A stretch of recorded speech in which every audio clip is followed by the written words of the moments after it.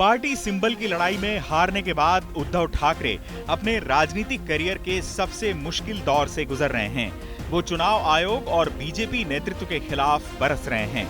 आयोग के फैसले के खिलाफ उन्होंने सुप्रीम कोर्ट का दरवाजा खटखटाने का मन बनाया है। इस फैसले के बाद उद्धव प्रधानमंत्री नरेंद्र मोदी से खासे नाराज हैं। उन्होंने कहा कि प्रधानमंत्री नरेंद्र मोदी को अब औपचारिक रूप से भारत में तानाशाही की शुरुआत और लोकतंत्र के अंत की घोषणा कर देनी चाहिए। उन्होंने कहा कि चुनाव आयोग ने तमाशा किया है, हमसे बहुत सारे दस्तावेज मांगे, हमने वो सब दस्तावेज उन्हें दिए। इसके बाद आयोग ने ये फैसला दिया। आखिर ये तमाशा क्यों? ठाकरे मानते हैं कि आयोग ने अपना फैसला सुनाने में जल्दबाजी की। इन हालात में बड़ा सवाल यह है कि अपनी राजनीतिक विरासत को बचाने के लिए उद्धव के पास विकल्प क्या हैं? आइए पहले समझते हैं कि फिलहाल उद्धव गुट किन बड़े खतरों का सामना कर रहा है। पहली चुनौती अपने गुट के विधायकों और सांसदों को बचाए रखने की है। फिलहाल शिंदे गुट के पास 40 विधायक हैं, जबकि उद्धव के पास केवल 15। इसी तरह शिंदे के पास 13 सांसद हैं तो उद्धव के पास महज 5 सांसद। राजनीति में पाला बदलना चलता रहता है। मुमकिन है कि उद्धव गुट में नए सिरे से कोई टूट-फूट हो जाए। आयोग का फैसला लागू हुआ तो शिवसेना को अपनी सभी संपत्तियों से हाथ भी धोना पड़ेगा।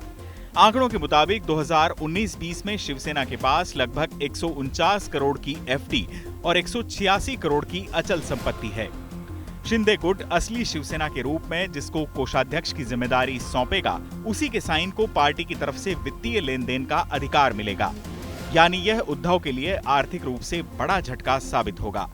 महाराष्ट्र में कुल 82 जगहों पर शिवसेना के दफ्तर हैं। सूत्रों के मुताबिक बाला साहब ने अपनी वसीयत में मातोश्री के 3 मंजिला भवन की पहली मंजिल जयदेव के नाम, जबकि दूसरी और तीसरी उद्धव के नाम की थी। ग्राउंड फ्लोर को शिवसेना के पास रखा था। अब उद्धव के पास मातोश्री की ग्राउंड फ्लोर का मालिकाना हक चला जाएगा। इधर राजनीति के चाणक्य कहे जाने वाले एनसीपी के शरद पवार की उद्धव को दी गई सलाह का जिक्र भी कर लेते हैं। पवार ने उद्धव को सब कुछ भूलकर नए सिरे से पार्टी खड़ा करने की नसीहत दी है। पवार का मानना है कि जनता चेहरे पर भरोसा करती है, सिंबल पर नहीं। उद्धव धड़े वाली शिवसेना पर तीर कमान का सिंबल छीनने से कोई फर्क नहीं पड़ेगा। लेकिन सवाल महज पार्टी सिंबल का ही नहीं है। राजनीति में मैसेजिंग यानी मतदाता में गए संदेश की अहमियत सबसे ज्यादा होती है और फिलहाल महाराष्ट्र के मतदाता में यही संदेश गया है कि सिंबल और विधायकों के समर्थन की लड़ाई में आप अपने प्रतिद्वंदी शिंदे से हार गए हैं। इस संदेश की राजनीतिक आंच उद्धव को लंबे समय तक परेशान करेगी। आखिर 57 साल पहले उनके पिता बाला साहेब ठाकरे ने जिस विरासत को तैयार किया था, उसका भविष्य यहां से आगे क्या होगा? उद्धव अपने बचे खुचे नेताओं के साथ इस एक सवाल से माथापच्ची कर रहे हैं। उद्धव एक और बड़ी चुनौती का सामना कर रहे हैं। क्या उद्धव गुट तीर कमान के सिंबल के खिलाफ प्रचार कर पाएगा? उसी तीर कमान के खिलाफ जो दशकों से महाराष्ट्र की राजनीति में बाला साहेब ठाकरे की विरासत का प्रतीक रहा है। आयोग के फैसले के बाद उद्धव की राजनीतिक लड़ाई इसी सिंबल के खिलाफ होगी। अपने पिता के राजनीतिक चिन्ह के खिलाफ प्रचार कर क्या उद्धव सहज महसूस कर पाएंगे? जाहिर है उद्धव के सामने मुश्किलों की लंबी चौड़ी फेहरिस्त है। उनके हाथ से अपने दिवंगत पिता बाला साहेब ठाकरे की विरासत छिन गई है।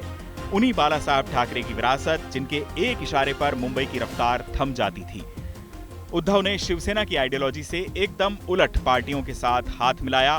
क्या सत्तामोह ने महाराष्ट्र की सियासत में उद्धव की चमक को फीका कर दिया? चुनाव आज तक।